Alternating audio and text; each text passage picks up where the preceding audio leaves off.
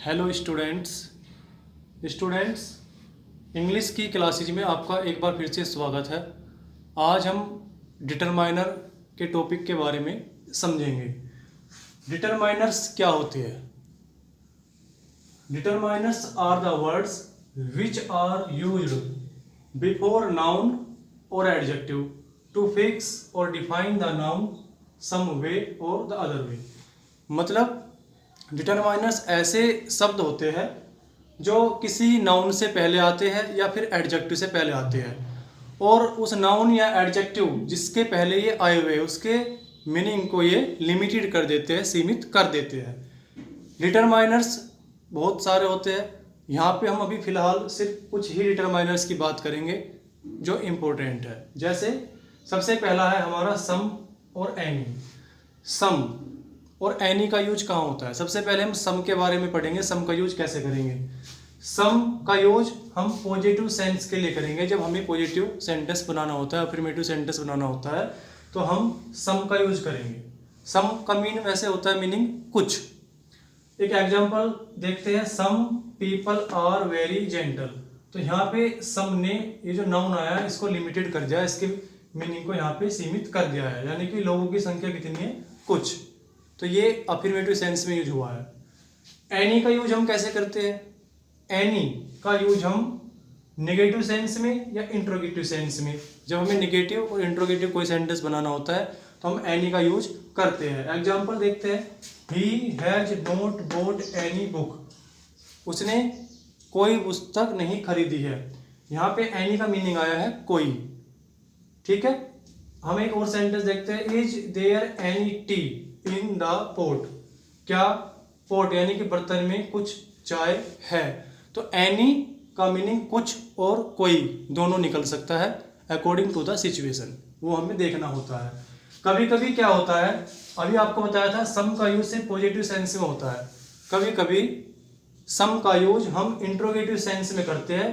वो कंडीशंस क्या होती है? जब इंट्रोगेटिव सेंटेंस में आपसे आप परमिशन ले रहे हो तो उस कंडीशन में यूज कर सकते हैं। Will you please give me some money, request की सेंस हो या परमिशन की सेंस हो, तो हम इंट्रोगेटिव सेंटेंस में भी जैसे इसमें किया गया सम का यूज कर सकते हैं। तो इस तरीके से आप जो है सेंटेंस में सम और एनी का यूज कर सकते हो। ये ध्यान रखना है कि सम का यूज पॉजिटिव सेंस के लिए और एनी का यूज निगेटिव और इंट्रोगेटिव सेंस के लिए होता है।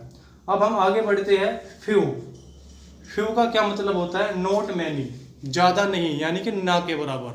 फ्यू का मतलब होता है कुछ, लेकिन बहुत ज़्यादा नहीं, बिल्कुल ना के बराबर।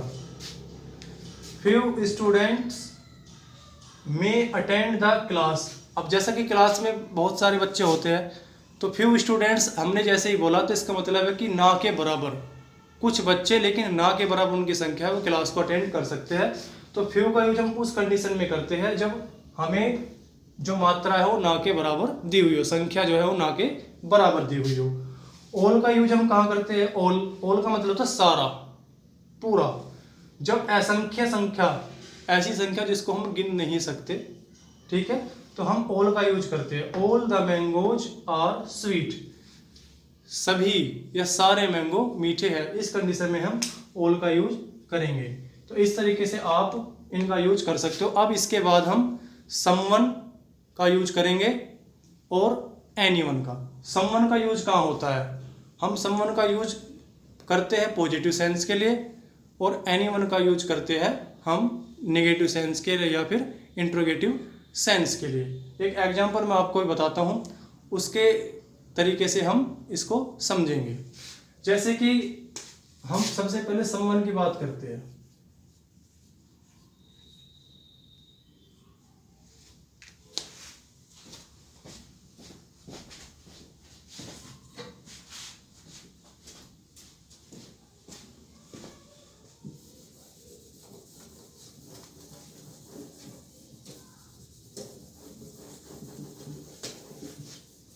समवन, समवन का यूज हम करेंगे पॉजिटिव सेंस के लिए। जैसे आई नो समवन, ये हमने पॉजिटिव सेंस में किया है। इसका मतलब है किसी को, कोई। एनीवन का हम यूज करेंगे नेगेटिव सेंस के लिए या फिर इंट्रोगेटिव सेंस के लिए। ध्यान रखना है, समवन का यूज होता है पॉजिटिव सेंस के लिए